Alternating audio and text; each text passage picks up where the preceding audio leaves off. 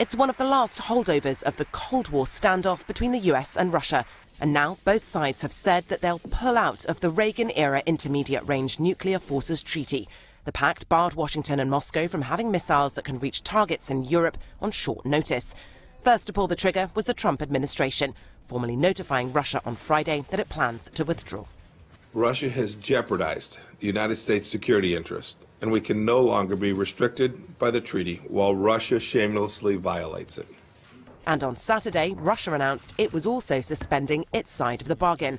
Putin told a government meeting Russia will start work on creating new weapons and instructed ministers not to initiate disarmament talks with Washington. Reuters correspondent Arshad Mohammed.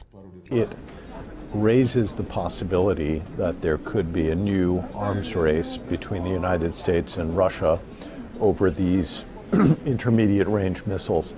This is the missile Washington says violates the treaty because of its long range. Russia denies that. It even staged an elaborate televised demonstration last week attempting to prove that it complies. The US accuses Russia of destabilizing global security by refusing to destroy it. Moscow maintains that Washington invented the violation in order to exit the agreement, which would allow the US to develop its own new missiles. Before Pompeo's announcement, NATO said it would fully support the US withdrawal notice. But with 6 months until the withdrawal goes into effect, President Trump said on Friday that he would engage with Russia on arms control negotiations.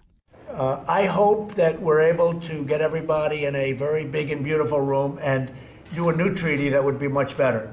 That makes you wonder, is he actually thinking about getting other countries that are not covered by the current treaty into some kind of a negotiation so they would be covered? You know, the most obvious one is China. And China itself also waded in on Saturday, urging the United States to resolve its differences with Russia through dialogue and saying that the treaty's hugely significant in maintaining international peace and stability.